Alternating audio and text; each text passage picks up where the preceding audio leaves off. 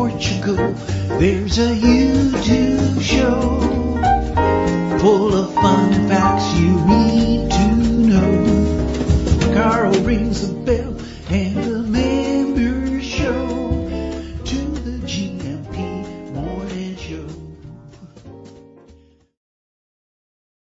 Olá Bom Dia ALEGRIA. Munson here with the Good Morning Portugal show, live stream and podcast. Good morning to you, Sarah. Always good to see you here.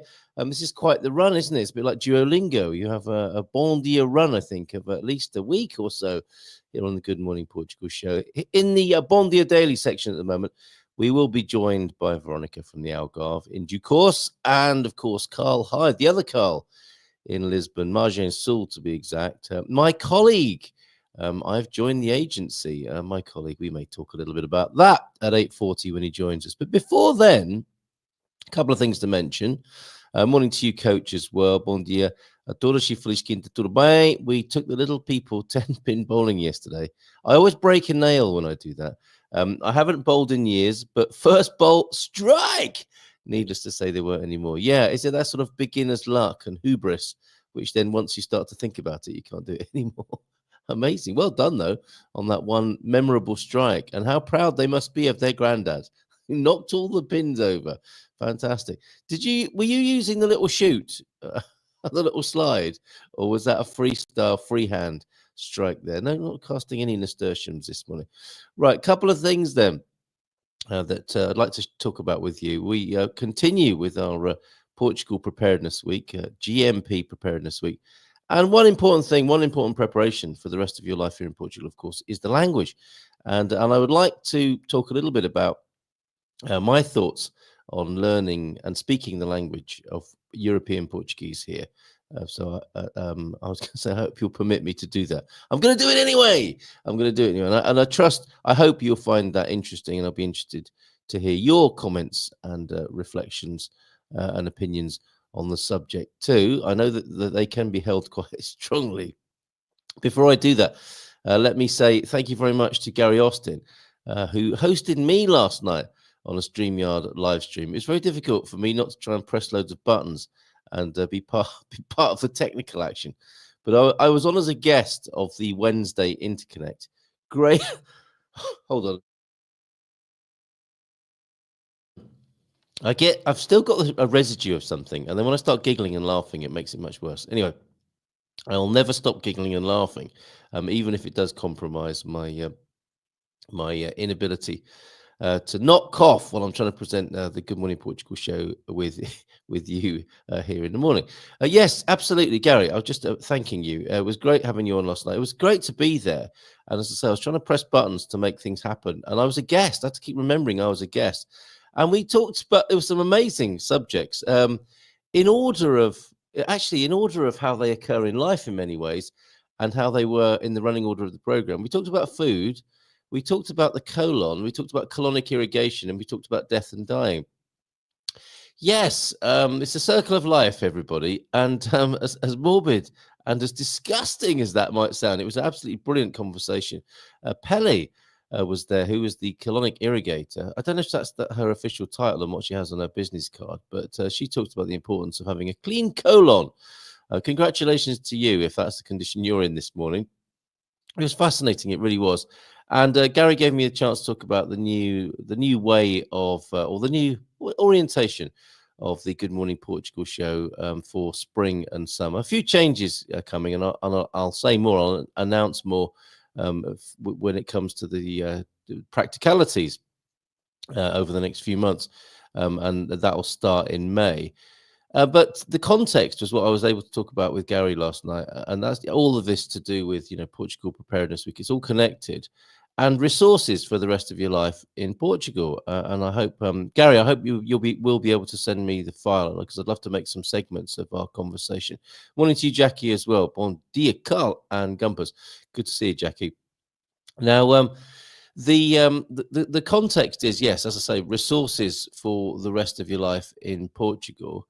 And that's an all-encompassing description, isn't it, of everything you might need? The basics, the nuts and bolts, the what's what, right through to the what now and the what next. And that's what we talked about last night. We talked about the importance of looking at the whole bit. Well, my personal evolution with it, and I spoke to Amelie yesterday, who convened the living, aging, and dying group. Or no, let me re-say that, because it's important. There's an important word missing from that. Living, aging, and dying well in Caldas de Rainha. She was inspired by a lady called Joy in the Algarve, who lives in Setúbal now, who has a similar group from which the Caldas group took its inspiration, and that's aging and dying. So it started as aging and dying well.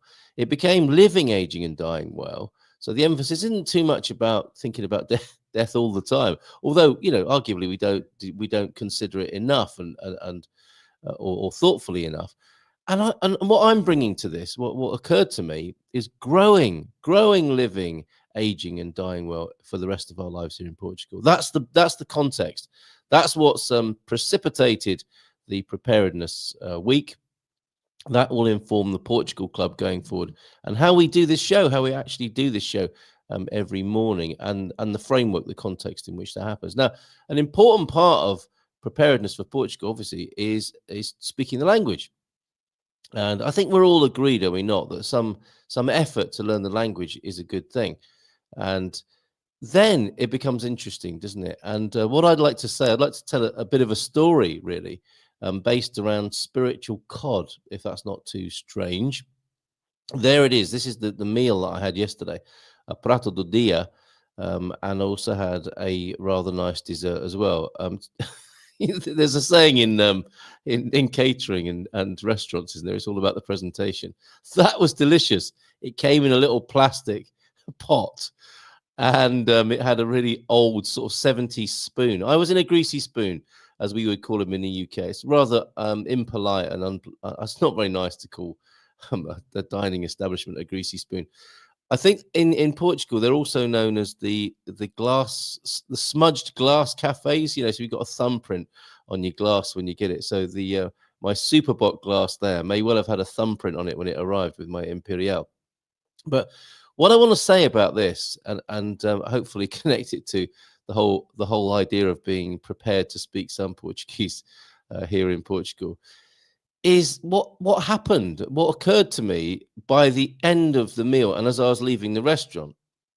And so to begin with, I was in Lisbon. I was going to the airport, and I was picking up a hire car, picking up a friend of Luisa's, who's now a friend of mine, I'd like to say, and all of that mission was accomplished.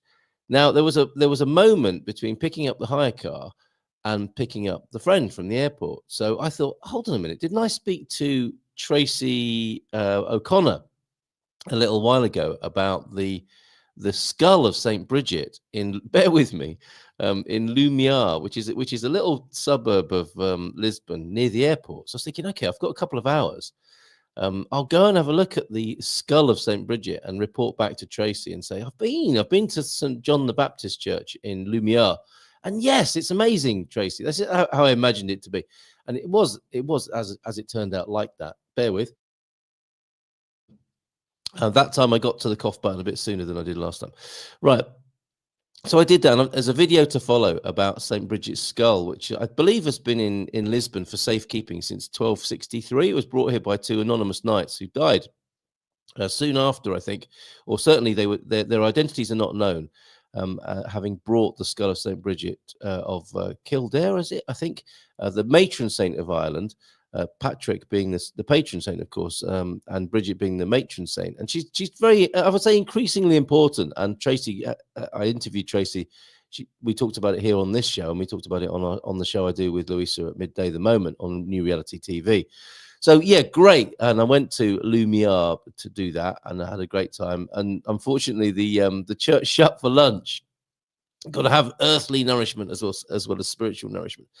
Now, when I first parked up looking for Lumiar, I was actually, turns out I was quite a long way away from the church, but it was around 1 o'clock. So I thought I better have some lunch. And I parked up the car, and the usual thing in Lisbon, do I have to pay here? Am I going to get towed away? What's the deal? Is this resident parking? What is it? And I put a parking ticket on the car and then made my way across the road to what I thought was a little area where there might be one of those little tascas or a cafe. And indeed there was. And as I trod the moist calçada, being mindful not to slip over on the more hilly bits. Of course, Lisbon's built on 7 hills, is it not?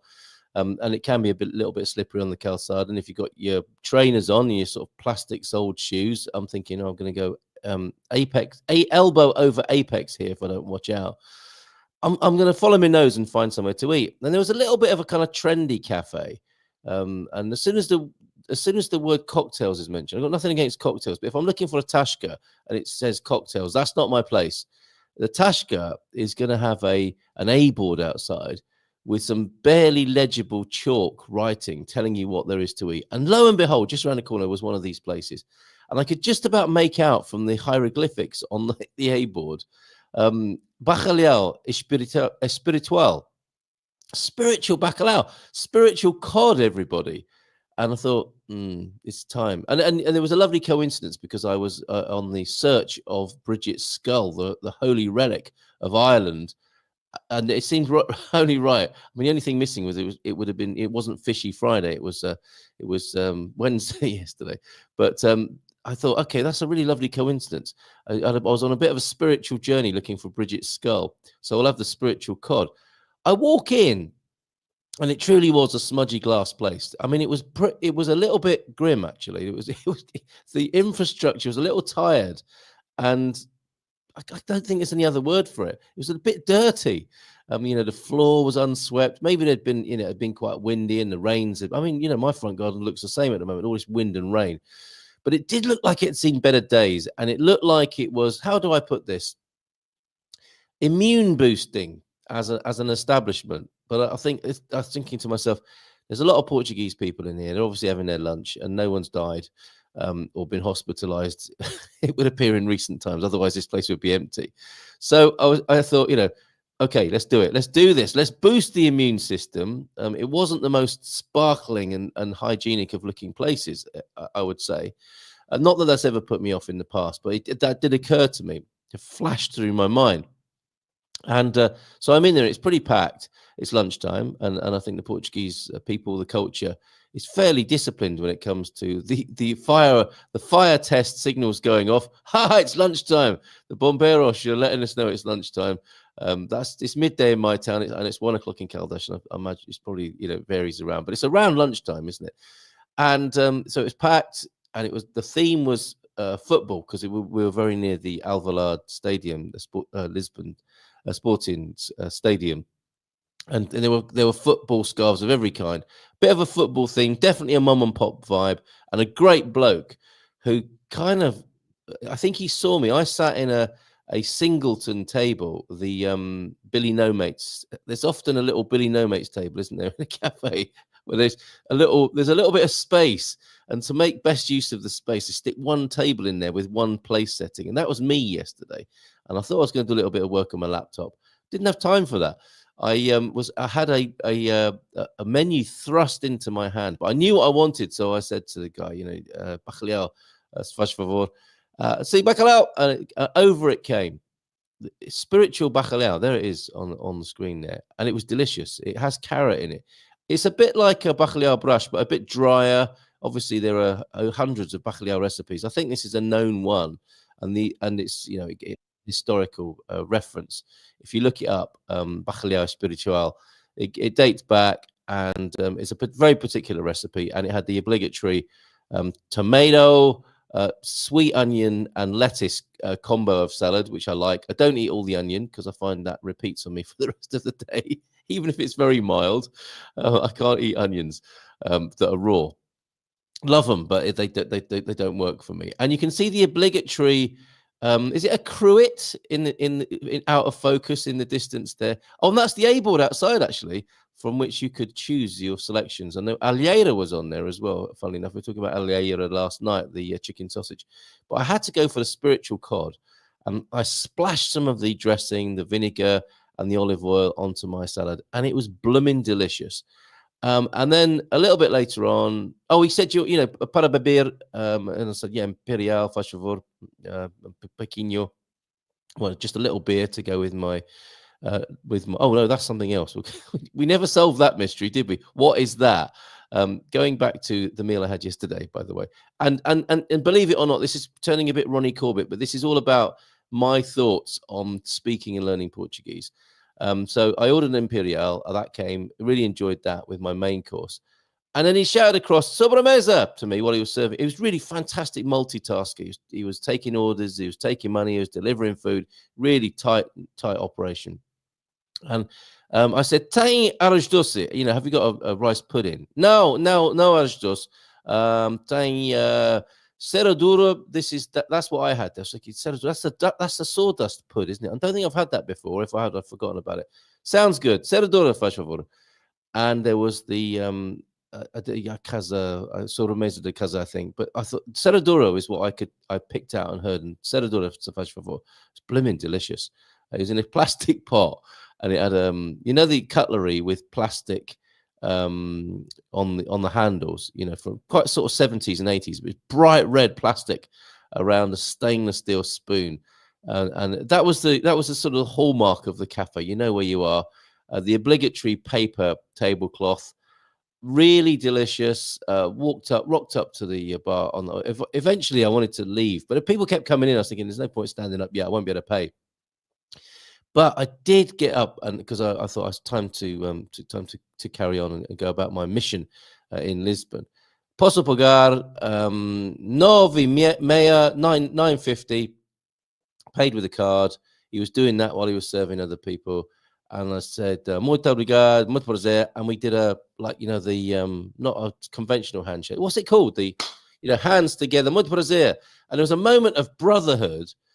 And as I walked with a full belly, I also had this great sense of cultural fulfillment as well. I had an entirely Portuguese interaction.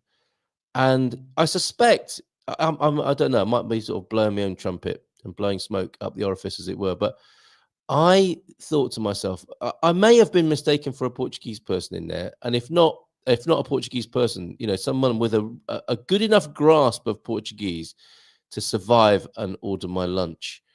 And I thought that's it for me. That's what I've always wanted ever since I saw Michael Heron ordering lunch about 7 years ago, and it really impressed me. And that was my benchmark in that moment. I thought, clever bugger. He can speak to the waiter. I don't understand a word he's saying, but some lovely food emerged in Aroeira, or just outside Aroeira. It's fantastic. Another traditional Portuguese establishment. And I thought, that's what I want to do. That's what I'd like to be able to do here. And so it looks like I have. It looks like after all this time, I've managed to do that and go in and out of a Portuguese cafe at lunchtime. Understand what's on order my food, eat my food, make a choice that isn't just a blind panic choice of, "I'll have that," pointing to something, or just looking all forlorn, and an old lady coming to help and who speaks a bit of French or English. It was a completely seamless and wonderful Portuguese experience. So I reached my benchmark that I set. I don't know if I set it very consciously, but that's what I wanted to be and do when I saw Michael Heron do it, and I can do it. And compare and contrast that with something else, a confession. So that's my observation. Here's my confession. I hear of people who do A1 and A2, and I understand that they want to do it for their citizenship, but they can't speak Portuguese. They couldn't have done what I did yesterday. There are people who just have a panic attack, who've been going to Portuguese for twice a week for 12 years or whatever you have to do to get the A1 or A2, 5 times a week for 6 hours a day for 12 years. And then you get an A1 or A2 certificate. I'm exaggerating to make a point here. But those people often, they're telling me they've done A1 and A2, and they sit next to me at the meetup, and then, somebody comes over to take their order. It's like, "A beer, please, and some chips." Hoping that the waiter will speak English. And it's like, wow, that's interesting. And I'm not judging them. It's fine. You do what you got to do. You do you, I'll do me. But it's very interesting, isn't it, to note that the official route to learning the language often doesn't empower people with the confidence to speak the language, or give them the necessary to survive, really, in Portuguese, that is. And the other part of it, it's not a benchmark exactly, but my other limitation, my other boundary is I realized I don't want to be fluent. And my confession here is I don't want to understand what people are saying around me. So I could speak enough Portuguese to order my lunch, but I don't know enough Portuguese to eavesdrop on the people next to me. And my reason for that is I left the UK because of being in a culture that I thought was quite miserable and whingy. And I realized that that's human condition. That's humanity. That's not just the Brits. That's wherever you go. Because I can speak English and understand English, I can hear what people are saying. And I don't want to hear all their moaning and negativity. And I suspect if I learn fluent Portuguese, I'll hear Portuguese people moaning about stuff that I don't want to hear. So I think that's where I'm going to just kind of park my linguistic bike, if you like, enough to survive, enough to have a basic conversation. But I don't want to hear the ins and outs of how terrible life is of people sat next to me on buses and trains and in cafes. Am I wrong? Is that bad? Let me know in the chat. I've talked too long here. Let's bring Veronica on, see what she has to say about it. And as part of Portugal Preparedness Week, I've got a really great question for Veronica and for Carl and for you. If you had to choose your forever home, as in, well, because if you're choosing your forever home, you're choosing your forever place. Where would it be? Where would you choose to live if you had to live in one place for the rest of your life? Let's bring her on. Nice big round of applause. Olá, bom dia, tudo bem? Hello, Tudo, et tu? Muito bem, obrigado. And I don't know how much you heard of that. I did. I heard. I was making my coffee and get my last minute stuff together because, right. This is early for us retired folk. I'm sorry. We're not retired, though. We never look what I'm doing. It's great to see you. And what do you make of that? I mean, I'm guessing your Portuguese is getting to that place where you can order and survive.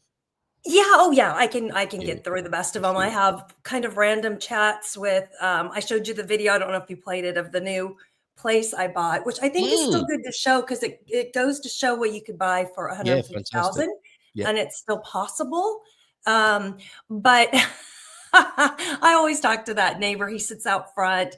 I don't know half of what he's saying, but I smile and I nod and I know, hey, alguma coisa. I know what that means, something. I love that word. Alguma coisa, yeah. Coisa is such a good word. Alguma coisa para beber, se faz favor. Excellent. Grande tinto vino, se faz favor. Got the basics, the human rights right there. Yes, absolutely. But yeah, I don't think unless you're digging in deep every day and talking to your Portuguese best friend every day who is willing to correct you on your grammar, it's a tough language. I think those that speak Italian or Spanish or even French have a little bit of a leg in. Yeah, and the polyglots and the people who learn in a certain way, those people who love learning and can apply themselves. That A1 thing sounds too much like school to me. I think I'd have a panic attack in that situation, in the way that people have a panic attack when they're in a cafe. Yeah, I think so. I think to your point, hearing some of the stuff people griping and moaning, you don't want it to disillusion where you live. I get that because we've had 3 TVs gifted from Philips. Gifted to the local dance school, who's doing amazing things, by the way. Last time we were talking about that's right. The lad who you were supporting. Yeah. Their fundraiser. And I think after hearing what happened, they had 3 huge TVs, and this is so they can watch back and explain dance moves and dig in. And you can also watch as you're doing things. 2 of them were damaged. And I spoke to, the people that speak English there, and they're like, oh, yeah, some people are just angry here and they break things when they send them to us. And I'm like, la, la, la, la, I don't want to know anyone would do that in my perfect little country. She's like, yeah, it was probably just someone jealous from either another school or because they don't have a business. And I'm like, I don't want to know people get jealous here and do things to each other. Like, you don't want to hear that. So it's unfortunate, but I totally hear your point. It's a bubble, isn't it? Yeah, and to your Americans or other expats, when you come over, I don't want to hear complaining about how bad it is there because we're here. Well said. How about that? It's so tempting, isn't it? Can I just say one thing about that? Nope. Right. Just one. Let me just say one thing, and I'll stop. Nope, that's it. And actually, there was a chap on one of the Expats Portugal webinars, and it's a house rule of his. You're welcome to come and stay with us in the Algarve, but you no moaning.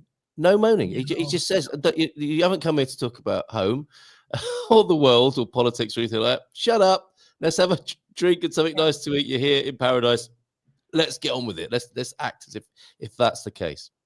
Yeah, and I think the goal is when you travel and you go somewhere else, and for the American population, you're flying a long way to get here. It's not like your weekend holiday, you know, where it's just a a couple hour flight. Here, it's usually a connection, and I always connect in London, you know, Gatwick, Heathrow, Stansted, because it's, you know, I can get a big, pretty jet there and then hop the little, you know, the little hopper here.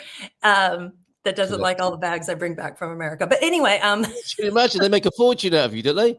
Oh, they do. Oh, they do. Because nothing connects all the way through. I saw Norse Airlines is starting to connect all the way through, but even on American Airlines, it connected through to British Airlines.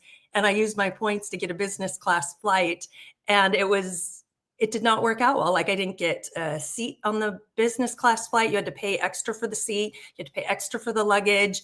I'm like, wait a minute, it's supposed to be a connector and code shared, but it wasn't. So you just got to know that little hop. You're going to spend more, but it's a long way to get here. And so, you know, leave your troubles behind, leave your worries behind. And I think a lot of the Americans that come here, they're here on vacation, right? So they're so excited about Europe, they don't want to talk about home either.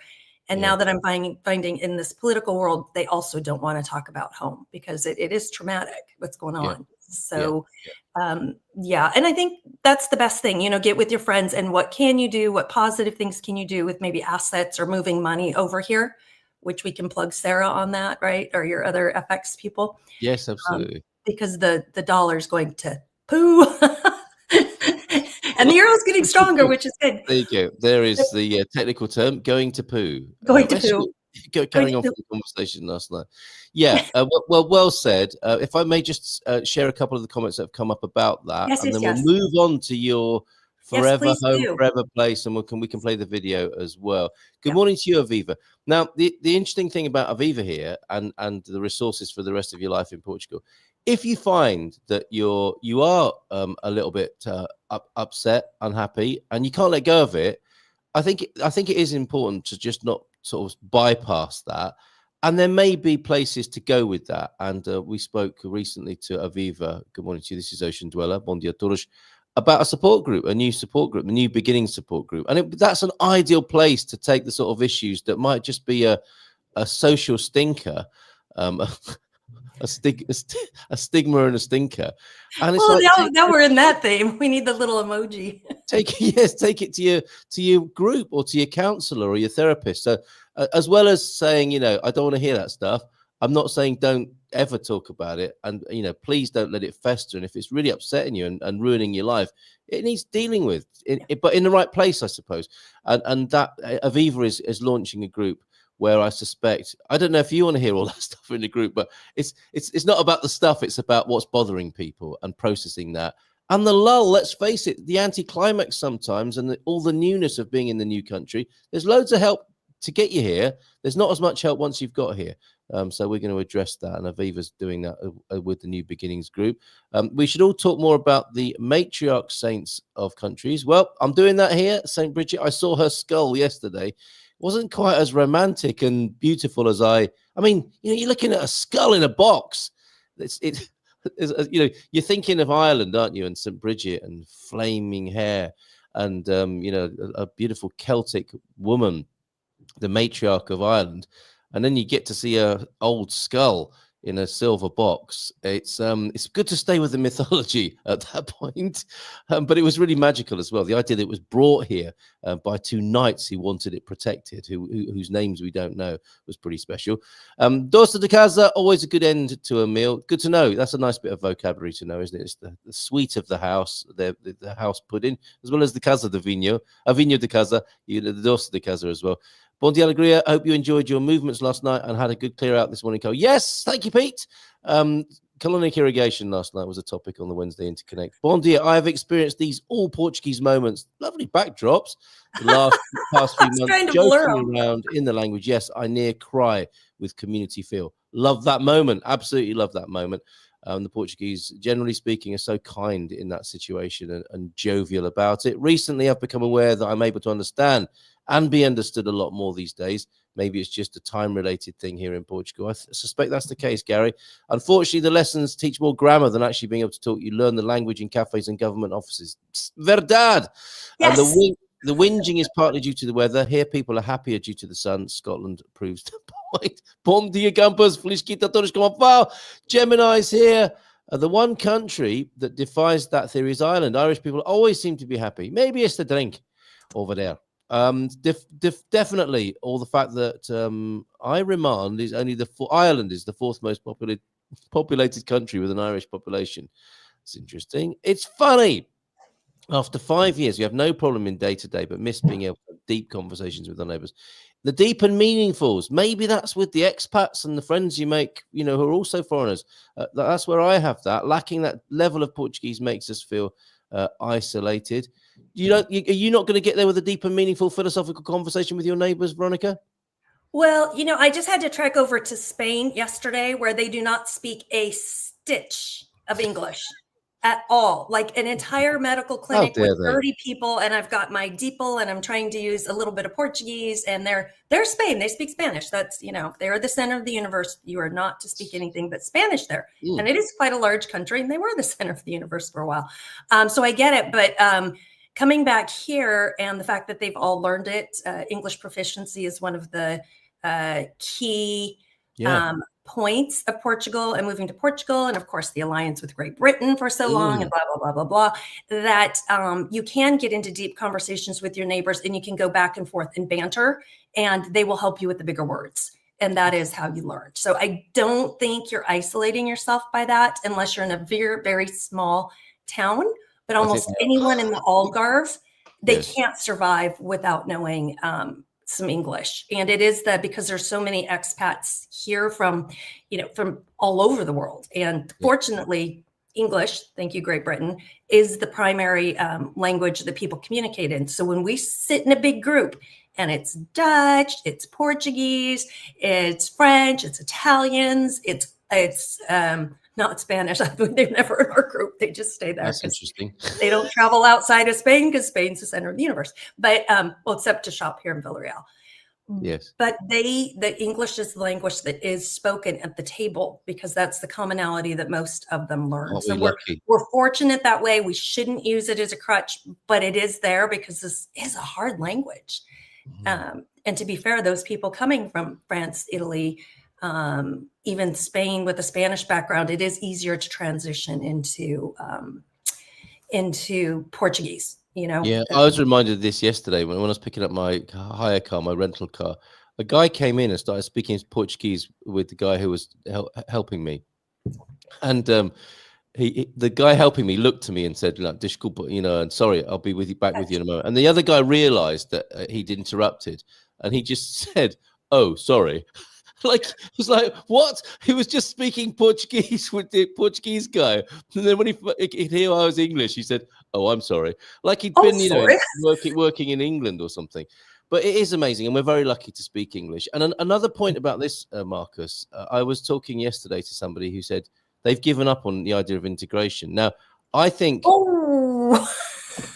Well, let me explain. I agree. I actually agree. I when I first came to Portugal, I'm going to integrate. I'm going to immerse myself, and I think it's a noble pursuit, an idea.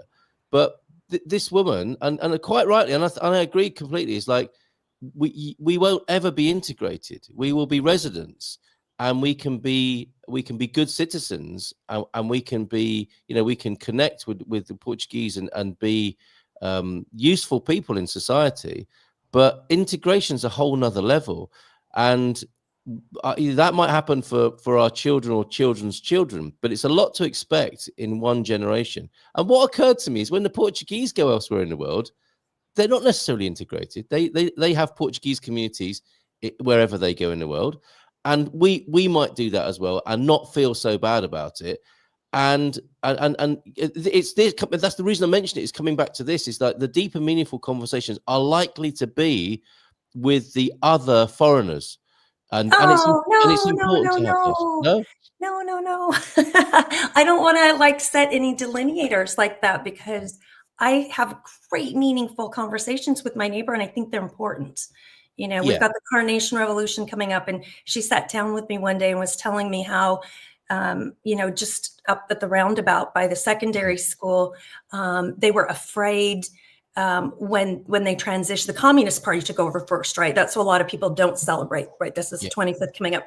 A lot of the locals won't celebrate because the country became free, but it became free to communism, which yes, still oppressed a lot of the people. And then a year later, but it was a step to, you know, breaking away from the Salazar regime. Then a year later that they were able to vote, and personal freedoms came out, and then the parties came out for more freedom. So she was talking about, because they weren't communists, how they had to run. She remembers at 3 years old, running to get her sister, and the whole family having this fear, getting her from school because they were chopping off heads. The yeah. Communist Party had a list. And so these are huge, meaningful conversations. This is just right down the street, and it wasn't I that get long it, ago. but you had We're that not you talking had that 1700s. conversation in English, though, right? Exactly, but that's what Yeah. I'm saying is don't discount them I'm not. because No. Don't get me wrong. I'm oh, not okay, okay, saying okay, okay. no, Well, like, no, please no, no. don't. That a lot But of them to me, speak English because they were yes, forced to, yes. starting after the Oh God, Salazar regime. no. I'm not. So honestly, Oh, okay. I'm not saying don't have meaningful conversations, but the fact that it was in English is very telling. I think you'd struggle to have that conversation in Portuguese, But you and can to have it in me, Portuguese. Some yeah. Portuguese, some English. Yeah. But to me, and when I'm having those conversations, and they are, I mean, I've been in tears talking to people about things like that. And and also the fascinating thing is you're talking to a Portuguese person about that who grew up in Africa. I mean, one example, a Oh very yeah, moving yeah. example During the war. recently. One of my neighbors came from Africa when Mhm. she was 17 or 18 to university in Coimbra, and it was at 1974. She started university, presumably in the academic year of 74, in Coimbra, which was a hotbed of sort of political, the cutting edge of, Yeah, yeah. political ideas and revolution. Mhm. And they were having a moment in the student union where it was Chairman Mao's birthday. So they were to sing happy birthday to Chairman Mao. She said, I'm not doing it. I've just come from Africa where I've seen the worst excesses of communism at work. I am not singing to Chairman Mao happy birthday. And they were like threatening her physically with this. I was thinking, oh my God, this is 50 years ago in this country. This woman, as a plucky teenager, saying that to a rowdy group of who are bullying her into doing something. I was like so moved by that. But it was all in English. And she is a Portuguese person who grew up in Africa, who lived most of her life in Germany. This is so the idea of me thinking I'm integrated Portuguese guy who's going to wear a flat cap and have a big belly and some jeans up to my waist. That's not going to ever happen, is it? That's not happening. I'm not going to be sitting down the cafe with those other guys having a little bit of a aguardent or whatever. As much as I thought, romantically, that might be the thing. And so, yeah, that's what I mean about we're probably not going to be integrated. But please, my God, have those sort of conversations with your neighbors because it's so moving and educational, isn't it? Yeah, and we need to get back to your point of grammar. All the classes I've taken here that Yeah. I've left, the official classes like secondary school, and we have a You've senior left them. center. They started in grammar, and the teacher actually on one of them didn't even speak English, and we were all English as our first language. And so we had to sit and draw pictures of like, okay, she would do a cow, and cow, oh, it's a dog. No, it's a cow's a dog, by the way, anyone watching. Cow. And Art class is down the corridor. yeah, but so we thought, oh, she's talking about a cow, but it wasn't. We had to Google it. It was like a bull or an ox or something like that. And she didn't know the English words. So I'm like, how can I learn this? And when you dig straight into grammar and you don't speak English and the books they give you have no English translations, you have no idea what you're learning. So I had to go to some online ones. I like the practice Portuguese. I think you have some too. And like the 100 words you already know or the 1,000 words you already know. And you're like, yay, I can say these. But I think you have to learn the phrases that come in all the guidebooks. I got one of the local guidebooks and it shows phonetics as well. So that you're learning, I would like, alguma coisa, I would like something. Yes, How much does it cost? you know, and you don't even have to say how much does this cost. You can just go, you know, ¿cuántos cuesta? You've got to learn the phrases. How are you? And then you can pop in the other words. Then you can learn more. And I think the base is backwards here, where they just start talking grammar. Like, why am I learning grammar? I'm not going to sit and conjugate in my head if I haven't even learned the nouns or the verbs. What am I going to conjugate? Beware of anyone who conjugates in their head, by the way. Right. Very good. Yeah, Mia Ejmerish, obviously, she hasn't spoken to her for a long time. She's great. I love her courses. We'll come back to some of these comments because it's a great. Oh, and I saw Deborah on here. Hello, Deb. Hi, Deborah. It wasn't what we were meant to be talking about, but I think a good subject nonetheless. And I hope you don't mind me distracting you like that. There's Deborah. Distracting me? Ask Deborah. She's just in the car with me in a couple minutes. I'm like, bing, bing, bing. She asked me a question. It takes me 10 minutes to get her to the answer. But there's this story that tells you why. Yeah, very good. Okay, let's play your video and then we'll welcome Carl on. This is 4 minutes. Should we do the whole thing or just a little bit of it? I think, well, it's up to you time-wise. The first just shows what you can get for that price. Right. The second part kind of shows Castro Marim, which is a hidden secret town. So I'll tell you what, if you'll permit me, Veronica, I'll stick this up on my channel as well. So let's just do the first part and find. Do the first part since we're talking real estate, and then we'll bring Carl on in just a moment. I just bought for $150,000, guys, and it rented in an hour. Because so this is a rental investment. You bought it recently at 150. Yeah, and I bought it it only took 2 weeks to buy it. Okay, you're going to get a lot of calls. You're going to get a lot of calls about that. How did you do that? Can you do it for me? Let's have a look. Hello, friends and followers. I'm excited to share with you a brand new rental property that's just hit the market, and it's one that I personally rent out now. And you've got this first shot at it. So this sweet apartment in Castro Marim has never been lived in. It's freshly renovated with a separate bedroom, making it almost like a studio, but with much more privacy. Take a look at this completely modernized kitchen. All brand new appliances and finishes. The bathroom is fully tiled up to the ceiling with high quality materials.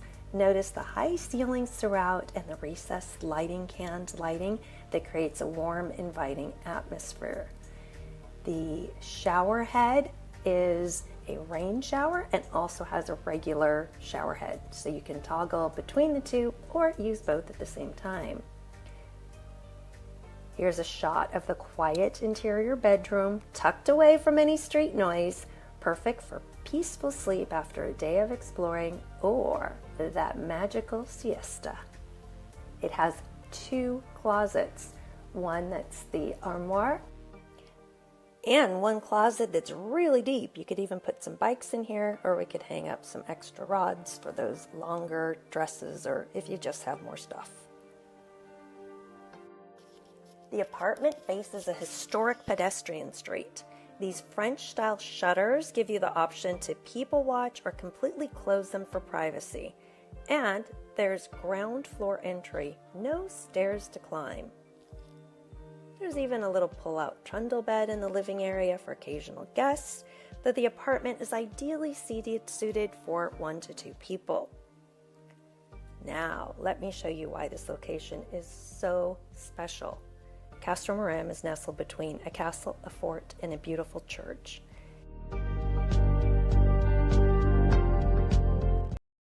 Let's leave that mystery of Castro Marim hanging there. That is beautiful. Let's give him a nice big round of applause and bring him on too. Hey, Carl, she makes a good video, doesn't she? That was very nice. It's like a great place. Very good. And a place to hang our dresses as well. I noticed there. All the important things you're touching on there. What is you mentioned the first closet is for armoire. Armoire. What is armoire? What is armoire, Carl? So in America, you can't even call a room a bedroom unless it's got a closet or an armoire. So we're so used to, if we see the armoire, it's the wooden thing that goes in the wall. Armoire. I think it's a French word. I've never heard of that either. Have you, mate? Wooden thing that goes in the wall. You say it. Wardrobe. Say it in the British. Wardrobe. Say it in the British language. Wardrobe. Well, it's, Wardrobe's what you wear. Well, Wear your you learn wardrobe. something every day. Every day is a school day. Sorry, Carl, I didn't ask you how Jumper. you were. May I'm I? gonna go put my We're going to jumper come back on. to this. We're going to come back to closets and armoires and Jumpers. wardrobes in just a moment. Carl, my colleague from the agency, how are you this morning? I'm very well, thank you. If I look like I've just woken up, it's because I have, because the kids have, thank you. and I overslept. So there we go. It's school holidays, isn't it? Yeah. So took advantage of it inadvertently, working late last night and up late this morning. So there we go. Working hard, serving people, getting them over here to Portugal. Yeah, look, here we go. Wardrobe in English, armoire. Armoire. I can't say it right. I'm sure some poor French guy's going. Merde alors! She is killing my language. Right. Well, there you go. That's worth.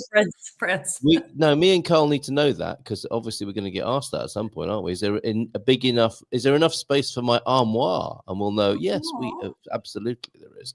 Oh yeah, IKEA has a full wall armoire. I put that in my bedroom. The full wall armoire. Try saying that. Right. I've got an important question for you both. Portugal Preparedness Week. Resources for the rest of your life. If you had to choose one place to live for the rest of your life. Now, some people are thinking like that, aren't they? We do like the base camp idea when you first come here. Get a feel for the place, get your bearings, orientate, and then take your time selecting where you might be for the rest of your life here in Portugal. And on that note, then, have you applied yourself to this, Carl? Where would you choose if you had to choose somewhere to be for the rest of your life? I'm quite happy where I am. Yeah. Great answer. I've been coming here for 20 years ago. I first came here when Mrs. Hyde was Mrs. Martins. She's still Mrs. Martins, actually. She didn't take my name. But yeah, we came here on holidays and we loved it. We used to get the bus past on this road to the beach. Yes. And we said one day maybe we could afford to live here, and now I do. So Boom, I'm happy. I'm settled. I'm going nowhere. Isn't that lovely to be able to say that? I'm the same. What about you, Veronica? Yeah, I'm the same. So I got an 8-month rental. Remember, they don't have really annual rentals. They're very hard to find in the Algarve. Yep. So I was in an 8-month rental and feeling quite pressured to hurry and buy something before the end of the year. And my husband and I had already come, and we'd already done the recon trip. We knew Porto, beautiful, but a little bit too cool and wet. Same thing, Lisbon was a little too cool and wet for us. So the Southeast was just right for Californians, right? This is warm for British people anywhere in the country. And so I spent every day and weeks driving west. And here I was staying in Monte Gordo, which is literally 5 minutes by car to the Litoral de Santo Antonio. And I looked at every single place, and here it was sitting in front of me. And so, and I love it. It's a historical city. It's on a grid. It's flat. We have the river, the ocean, hidden beaches. Bloggers have come here and said, we don't have a beach. We're like, cool. Yeah, y'all go to the ones everybody Keep moving. Yeah. So, and then going through Castro Marim on the way to the tollway, which is not a tollway now, right? But the Highway 22, we go through Castro Marim, which has the castle. Maybe you can put that at the end. The castle and the fort and this gorgeous historical church. And you just look up and go, oh my gosh, every time you get on and off the highway, you're like, it's a castle. Yes, I know that's no big deal to you guys, but for Americans, it's a castle. We have an American friend staying with us, and I drove past Óbidos Castle. Oh my gosh, I love Óbidos. I've got to turn off and take you there. Yes, it's very special, isn't it? And we're so lucky and so blessed here in Portugal with so many castles and monuments and monasteries and so on. I'm really pleased, and I'm the same. It turns out we live in the places we'd be happy to be in for the rest of our lives. Aren't we blessed and lucky to be able to say that? Is that an inquiry, though? Is that when you're dealing with people who are inquiring about Portugal, trying to find somewhere, do you hear that from people, Veronica? Do they say, this is going to be my forever home? Or I do. And I think the precursor is, where should I live? And we always giggle about that. You see people rail on them on the Facebook sites. I'm like, there's the meanies on the Facebook site again. Where do you want to live? It's like saying, where do you want to live in America? But what's your goal? What do you like? Do you like the hills, the valleys? Yes. I think most of the people, especially the ones that kind of have come in through my channel and the real estate channels where we've really gotten to know each other, have chosen this because they've been virtually able to see it, that it's flat, it's warm, especially the Californians. We cannot handle rain like we're having now. But, you want the beach and the sunshine. And I was just talking to the people in Spain yesterday in broken Spanglish. And they said, where are you from? And I said, California. And they always go, oh my gosh, I want to go there. But I remind them, you can't drink alcohol on the beach. You can't have it served to you. The beach clubs, it's a whole different world. That's very special here. We are learning a lot this morning, aren't we, Carl? You can't drink on a Californian beach. Most of the beaches are no alcohol. In fact, I brought a friend with me on a trip, and he's like, oh my gosh, America's not free. You can't smoke in public, especially I thought it was the land of the free and the home of the brave. Well, you're brave if you drink in public. Drink on the beach. Yeah, you won't be free later, though. Yeah. No, and that's what he said. You're not free. And then we ended up in Florida, and he says, oh my gosh, they have this thing. And it's such a great answer to drinking on the beach. And I said, what? And he says, I went into the liquor store and they gave me a magic bag. They gave him a paper bag. And they said he could drink in public if it was in the paper bag. So you can look like that's called being an alcoholic. It's hobo stuff. Secret drinking. Fantastic. He thought it was a magic bag. He's like, so I'm going to keep this bag and take it everywhere I go. And I was busted. And the police out. can't see it, can they? It's like a Harry Potter cape, and it's invisible to police when you put anything. But you he can was get shocked inside. his first If time you get in one, America. if you get one big enough, you can get inside it, and the police can't see you. It's amazing. You can buy them on the internet. The Temu one's a bit small, but yeah, incredible. If there was ever a chance to be moving to California, it's just ended. So that's it. Finished. Done. Bring your paper bag. California dreaming is not happening anymore for Carl Hyde. Right. And what about you, Carl? Do you get the request? I'm looking for my forever home. And yeah, a point taken, Veronica. There's always the conversation about where do you think I should live? But once we've dealt with that, are people asking you, Carl, this is a house I want to age in, or are they not thinking like that? To be honest with you, most of my clients know they don't talk about a forever home. A lot of people will. They fall into two camps. They're going to come here and rent first, which is always a good idea. Figure out what you like first, unless you've traveled extensively through the country. Yep. Otherwise, you've got no idea. And then some people just sort of say, I'm going to buy this place. We're going to live in it for a few years, and then we're going to figure out the country, and then we'll buy something else, something bigger or something nearer to the ocean or whatever. So I don't have the forever house conversation that much. But we have that in the Algarve. They want to buy here and be done because a lot of them are already seniors. So you're probably meeting with younger people. Our seniors are like, maybe more retirees down there. Yeah, because we don't have the job market. He's got this great job market. And for here, there's no jobs. Don't come here and try to find a job. In fact, it's probably not even easy in Lisbon.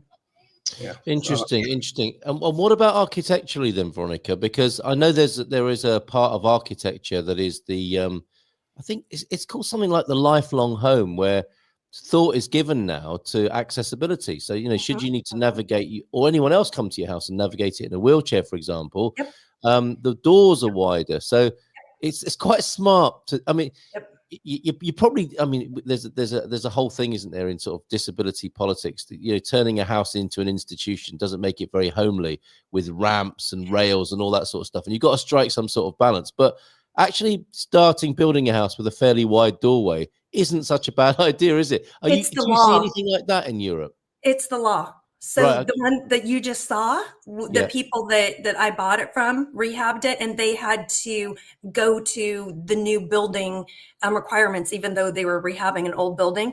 The place had to be handicapped accessible. So if you'll notice, that one is straight front, so you can roll right in, both doors open, going into the bathroom. They did a pocket door. Oh, I love those pocket doors, right? So they don't open up and take half your either hallway or bathroom and the bedroom. And same thing, they said we came into a problem that the bedroom was a little bit higher than the living room. They said, so we were going to have to put a ramp, and that was dumb because it was on the way to the bathroom. They said, so we raised the whole floor of the living room, and then you've got it up a little bit higher from the main street, and then from the outside in, you just put one of those corner little things where you go up that much. Very good. So it's actually, I think it's really important. It's important to look at. If you're a retired person and you're looking at a place with an elevator, make sure it's got two, because if it's out of service and you've injured your knee or your leg, like if you're looking for this is your forever home, you absolutely have to look at accessibility. Very interesting. Very interesting. So refurb law now in Europe, I guess it's probably an EU thing, is standardized and highlighting accessibility. Well, that's great to hear. Didn't know that. For some reason I just thought it wasn't high on the agenda. That's good to know. Deborah, Carl, Carl, that's a requirement in Lisbon too, right? That's not just a county requirement here. That's absolutely. building requirements. Yeah. What they should do is make those laws accountable outside as well on the streets, because I think if you're in a wheelchair or something in say, well, anywhere, they don't think twice about putting street furniture right in the middle of the pathway. So if you're in a wheelchair, or you're a mum pushing a stroller, or a dad pushing a stroller, you're going to go into the road and then back onto the pathway. So they could definitely do more, but yeah, these are requirements, on new builds.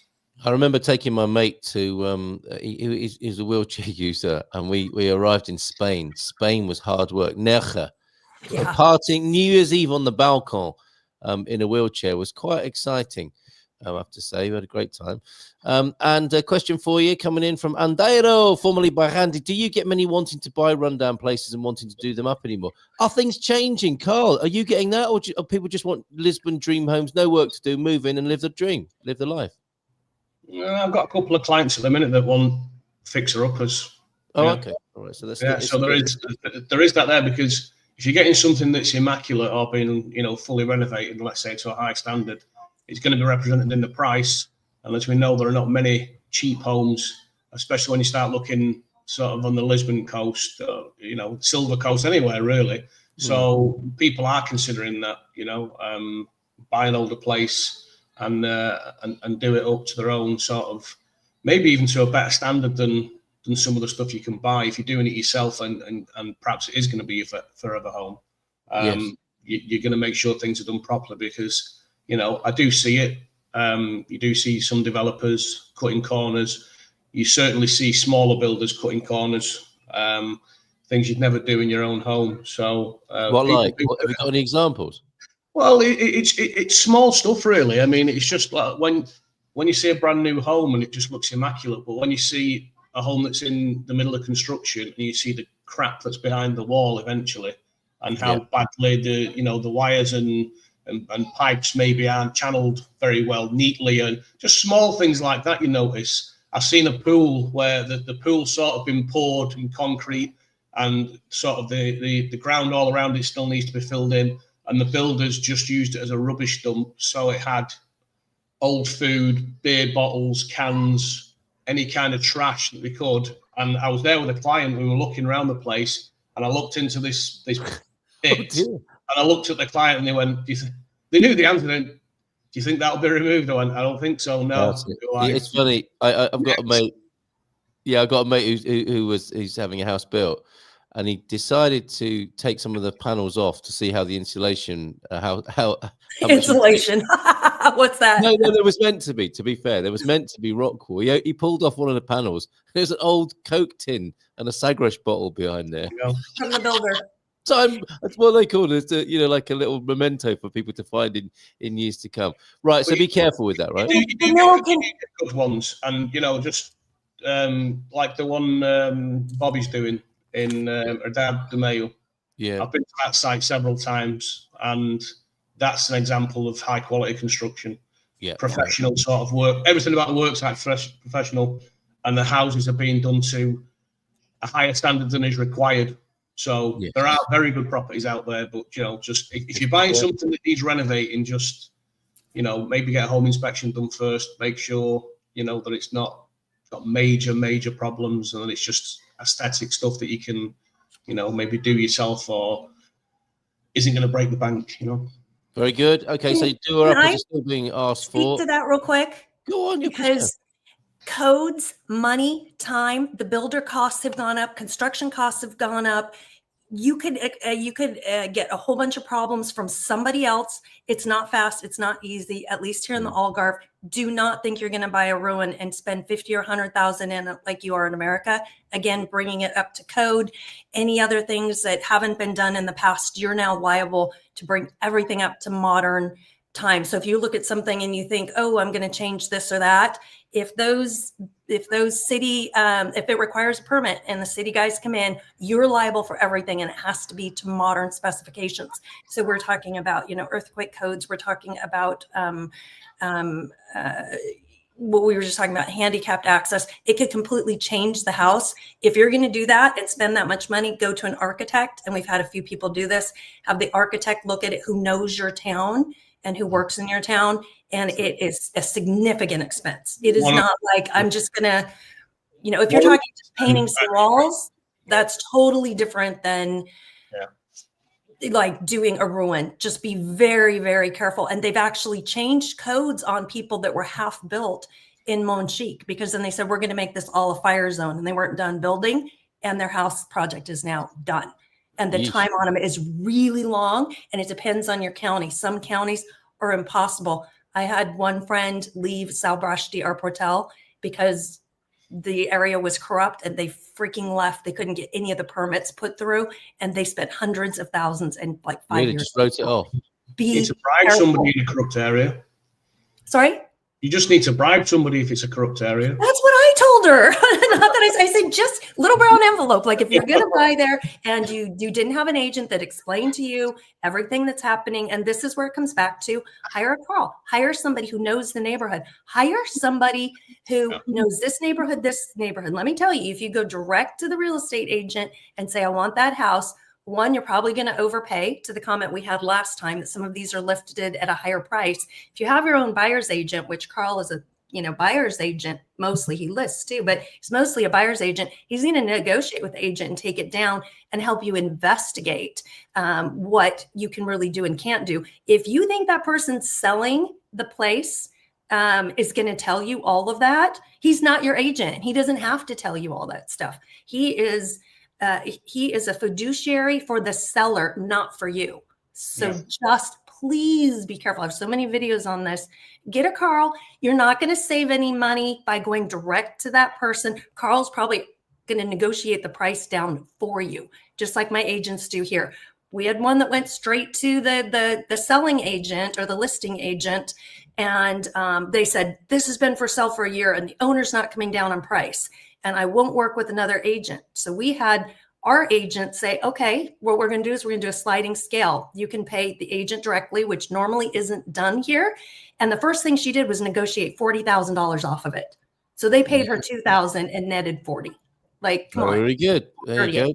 Thank you. Are you guys all right for another 5 or 10 minutes? Because there's loads more questions coming in now. Is that all right with you, Veronica? Yeah. And can I say hi to also, I told my people, if you say hello, Bob and Meg, which I'm going to coffee with after this. Hello, Bob and Meg. That's if we get away from here, because the questions are coming in. I'm sorry. I get on my soapbox with it's not a problem. It's not a problem. It's just tell Bob and Meg they might be having to wait for you a little while. So Deborah, closing in 2 weeks, forever home. So another forever home there. We're talking about places you want to be for the rest of your life. Deborah's up for VRSA. Well done. All the best to you in your life there. Pete saying the Algarve and Lisbon should be a lot busier this year. 70% down on European visitors to the US. Even the Aussies are choosing somewhere else as it's too dangerous and everything kills you there. That's Australia, right? Okay.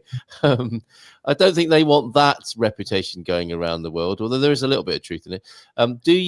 Okay, we've done the doer-upper thing. Very good. It's crazy. That's a good point, actually, Mel. It's crazy that people are required to disability-proof their own home at cost, even if they don't want it for themselves. Yeah, I guess you're going back to freedom.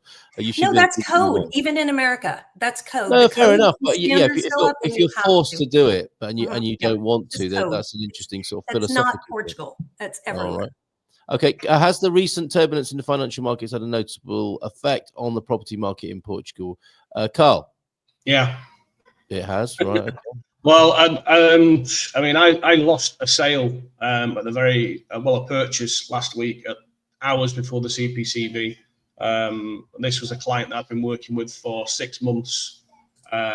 Lots and lots and lots of visits to properties, lots of phone calls, and mere hours before the CPCV, they called and said, with all this financial turmoil, I'm just not prepared to take the leap. So they pulled out the deal. That was at 9:30 at night, sort of the evening before we were due to do the signing. So I had to call the listing agent and tell them. So yeah, it does happen, and I think actually what it can affect it. I don't think it'll affect it massively. I was actually speaking with Sarah Davey about this when we were at the event in Coimbra on Sunday. It's about preparing yourself for it.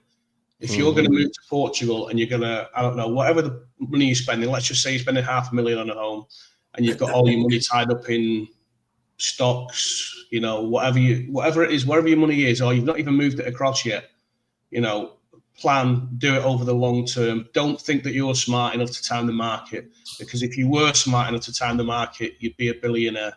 Yeah. Get it done, because things like this can happen. These events, what's going on now in the US with Trump and the tariffs and all that, obviously the dollar's tanked. So people are looking, and, you know, maybe what was it, about 6-8 weeks ago, we almost had parity with the euro. And now it's, what is it, hovering? I think the last time I looked, it was 110. I mean, that's fine. That's fine. It's been that way for 8 years. We were, you know, and that's it. I always say zoom out on those numbers. You've got to do, but the thing about it is plan and know. Don't wait to the last minute. Like, I'm going to sell my Tesla stock, you know, 2 days before I buy the house, because you might get cold feet. You know, so it can affect it in the short term, but I think planning will reduce your risks and reduce your exposure to. Okay, thank you for that, Carl. Bon dia from Bob. Good to hear the discussion this morning. Have the codes been upgraded for drainage and compaction? I don't even know what that is. Around the perimeter and foundations. They have they, Veronica? If you're knocking down and starting over, absolutely, yes. Yep. Okay. Renovation is a nightmare here. Costs are huge, but actually getting a tradesperson is super hard, let alone a good one. And as you said, it's good way to learn the language. You've at least got that consolation prize there, Mel. You were saying you've learned a lot more Portuguese by doing a renovation. Also, is Class C a good enough standard for what is coming in standards? Do you understand that question there, Veronica? Yeah, they're talking energy efficiency. Okay. So, you know, I've seen them at EEF, like, you know, C, do we all want A? Yes, that's more to know, hey, this builder has really looked in and used modern materials. I have a castrum rim video from 3 years ago where the builder explained the materials that he can use, and you can even put some of these in after the fact. So maybe go watch. Sorry, I'm plugging myself, but I did all this research. It's there. It's free for you. And we looked at 5 homes. Plug yourself. Yeah, absolutely. It's helpful stuff. Absolutely. How he climate proofed it. Wonderful. Okay, yeah, I get it now, Bob. I guess if you buy Class C, is that going to be a problem in the future? I mean, you want to be buying as high as possible, don't you? But yeah, time will tell, I guess, on that. Keep watching. Keep hearing the wisdom coming from Veronica and Carl here on the Good Morning Portugal show. Last words from both of you then. Ladies first, Veronica. I think what I always say, try not to time the market. Be prepared, like Carl is saying. And we're talking about preparing mentally and going back to your why. And when you fall out of an escrow, what just happened, not since you don't have escrow here, when you fall out of CPCVF contract, it's because you haven't looked at the really long term, or you wouldn't have done that. You would have said, hey, in the past, it's been this, this, and this. You would have prepared. You would have moved your money over. But I guarantee you, people were hedging their bets. They saw it almost to parity in January. They didn't move their money then because they thought they were even going to do better. Oh, you know, we have a new president. Our dollar is going to be huge. And it comes down to, even when you invest in the stock market, you don't buy when things are high and sell when they're low, but everybody's selling right now. And it's a long-term plan. Yep. Remember, if you're thinking of coming here now, when I first came here, it was 120, you know, it was, or what you say, 80 cents, you know, if I give you €1, you have to pay me 120. If I give you $1, you only get 80 cents. And that was fine. And you mentally prepared for that. So the fact that it's still better now on occasion, I mean, you have to plan and know you're moving to another country. If you're still invested in stuff, hedge in foreign currencies, and you can do that in your American funds. So hedge bets. Very good, Veronica. Thank you. And Gary, reiterating it, really, I found at times like these people. Oh no, that's the wrong Gary comment. Trouble is, people get used to high exchange rates and expect them to stay forever. Yeah, if your plan's based on that, you might want to look at a bit of contingency. Good morning to you, Denise, as well. Good to see you. And yes, same with interest rates. Be careful premising your plan on things that aren't immutable. Over to you, Carl Hyde, for a final word. Well, I mean, much of the same, talking about planning, definitely. And I think, I've been doing real estate here now for 3 years, so it was a hard lesson for me. That's sort of the closest it's gone to a failure like that.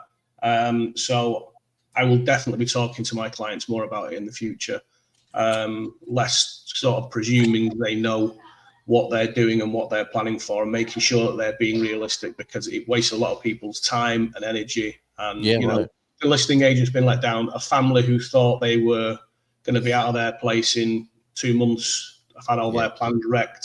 And so definitely the planning side of things. And just something else, I was listening to the show before I came online. You're talking about like fitting in and things like that, and making an effort to sort of fit into your neighbourhood and whatnot. I would just say it is difficult, and you do tend to fall into sort of your expat groups. I don't think there's anything wrong with that. I mean, we had a great time out in Coimbra on Sunday, didn't we? And it was basically, I think it was all expats. That's fine, but I think everybody should make an effort to learn the language. Even if it is just the basics. Don't just switch off and think, well, I don't need it. I'm in the Algarve and it's basically Little Britain, so I don't have to try. You should always, even if it's just a few sentences, hello, goodbye, thank you, please, all these kind of things, and people will appreciate if you try. And then the minute you try, they're going to break into English anyway. But you'll find you'll fit in. Well said. I think you're absolutely right. We represented ourselves well. It was the expat Portugal. What's that say, Veronica? Don't time the market. We say this on every show. Time the market. We represented ourselves well, I think. If I may blow our own trumpets. I went all the way to Coimbra and didn't see any of the fantastic stuff they have there, like the university and. Oh, you must! It's there's so a library. I think somebody was talking about a library. I think one of our man cave. There's one in your library. Yeah, you got to go. Yeah, but you can't get into it. You have to be a student. I actually said to my wife, you can. You're not allowed to take photographs or video, but it's amazing. You can go, Veronica, and I urge you to do get in. Get the tour. See if you can book Patricia. She was amazing.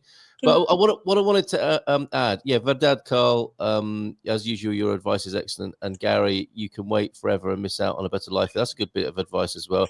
I sat next to 2 Portuguese ladies and used as much Portuguese as I could. They seemed happy enough. That's what I mean about us representing ourselves well. There's no harm in hanging out with people who make you feel good and you've got things in common with. That's not always the case at expat meetups. And we were there on a cultural tour. We were learning about Coimbra, we were learning about Portuguese culture, we were learning about Portuguese history. People were trying, people were saying, how do you say this? How do you say that? And I think we struck the balance pretty well in terms of. Can I just say one more thing on that subject? Because I've recently got new neighbours. I actually sold my neighbour's house, so they were having a housewarming, and I went there. Mostly Portuguese people. I don't think there's any international people there, so everyone's speaking Portuguese. I explained to them. I said, "Look, I'm learning. I'm officially at B1 level. It doesn't feel like it a lot of the time, but they understood." And were very patient with me. So my new neighbour said, look, I need to improve my English.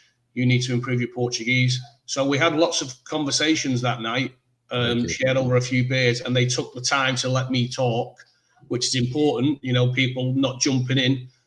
So, try and get to know your neighbour or someone in the neighbourhood who you can sit and have a beer with, a coffee with, and just slowly but surely, converse with and learn the language. It does help.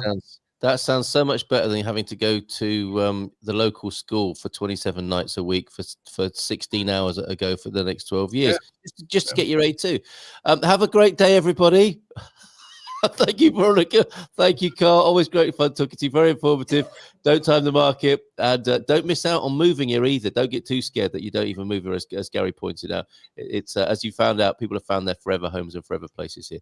Have a great day. Take care. Bye for now. See you tomorrow. Ciao. In Portugal, there's a YouTube show full of fun facts you need